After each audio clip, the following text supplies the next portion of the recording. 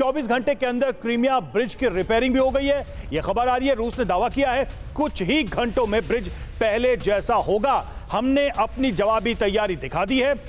M16 और CIA ने Crimea bridge पर हमला करवाया। देखिए आरोप कहां लगा रहे हैं पुतिन या रूस की तरफ से, बिल्कुल वही ट्रेडिशनल जो वॉर था यूरोप और रशिया के बीच में, अमेरिकन कंट्रीज और उनके अलाइज और रशिया के बीच में, वही दिख रहा है। नाटो और अमेरिकी इंटेलिजेंस ने पूरा प्लान बनाया। ये सीधे सीधे वो आरोप लगा रहे हैं कि ये काम यूक्रेन का नहीं है, पीछे से कोई और खेल रहा है। और देखिए ये 3 तस्वीरें आपको दिखा रहे हैं। 24 घंटे के भीतर उसी ब्रिज की शक्लो सूरत अब बदल गई है क्योंकि मरम्मत हो चुकी है।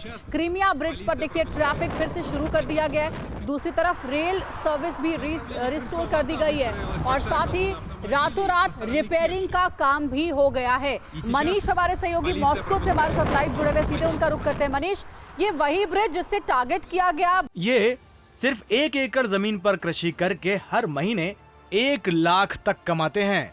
इनसे सीखना है तो फ्रीडम ऐप को अभी डाउनलोड कीजिए। बड़ा हमला हुआ, विस्फोट हुआ, कुछ समय के लिए यहाँ पर जो आवागमन है वो जरूर बाधित रहा, लेकिन देखिए रातों रात कैसे रिपेयरिंग होती है और एक बार फिर से ट्रैफिक वहाँ पर सुगम हो गया है। क्या जानकारी वहाँ से?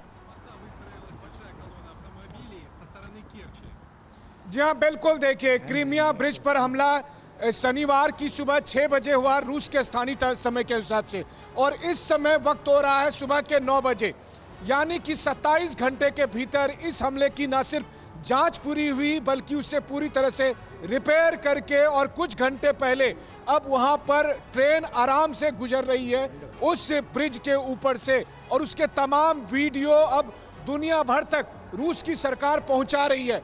ये रूस की स्ट्रेंथ है। देखिए रूस अपनी उस स्ट्रेंथ का इस्तेमाल जहां करना है वहां कर रहा है, जहां नहीं करना चाह रहा वहां थोड़ा समय भी ले रहा है, क्योंकि बात इतनी है कि यूक्रेन के जंग में हमारे साथ एक्सपर्ट्स भी जो हैं वो भी इस बात को मानेंगे कि रूस जानबूझकर भी बहुत सारी अपनी ताकतों का इस्तेमाल नहीं कर रहा, और उसका मकसद ये है क्योंकि उनका मानना है कि यूक्रेन में जो लोग हैं, अगर सरकार से अलग अगर आप छोड़ दें तो वो वही लोग हैं जो रशियन मूल के लोग हैं, और देर सवेर वो एक दिन फिर रूस के साथ होंगे।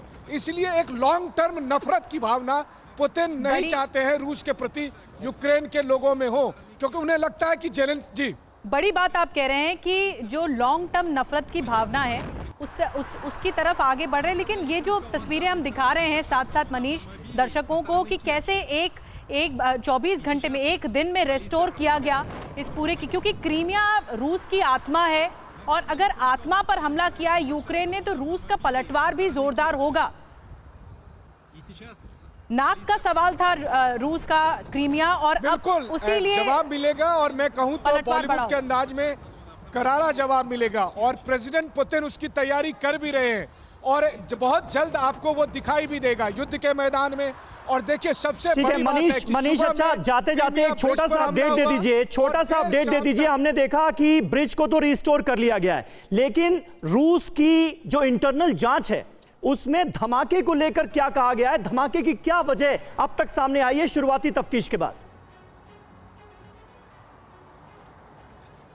देखिए जो तफ्तीश हुई है, तफ्तीश के मुताबिक क्रीमिया में रहने वाले 2 फैमिली को आइडेंटिफाई किया गया है जिनका ट्रक था जिस पर एक्सप्लोसिव रखे गए थे। उसमें से एक की उस ट्रक में मौत हो गई है, बाकी उनके परिवार वाले अभी फरार हैं जिनको ढूंढा जा रहा है। लेकिन तफ्तीश के हिसाब से इन्हें लगता है कि यूक्रेन का जो सीक्रेट सर्विस है उन्होंने CIA और तो मनीष क्या आप कह रहे हैं कि ये सुसाइड अटेम्प्ट था? दिया है, ये फिदाइन अटेम्प्ट था, एक तरीके से सुसाइड अटेम्प्ट था ये।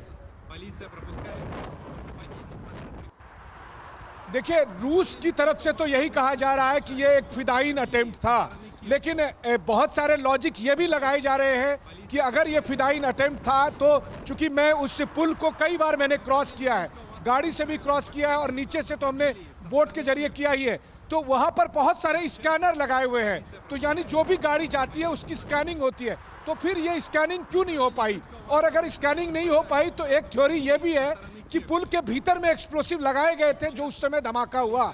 लेकिन अगर ऐसी बात है तो अगर आप देखें तो समंदर से पुल की ऊंचाई बहुत ऊंची है, यानी बड़े बड़े शिप उससे गुजरते हैं, तो वहां पर एक्सप्लोसिव कैसे लगाए गए होंगे?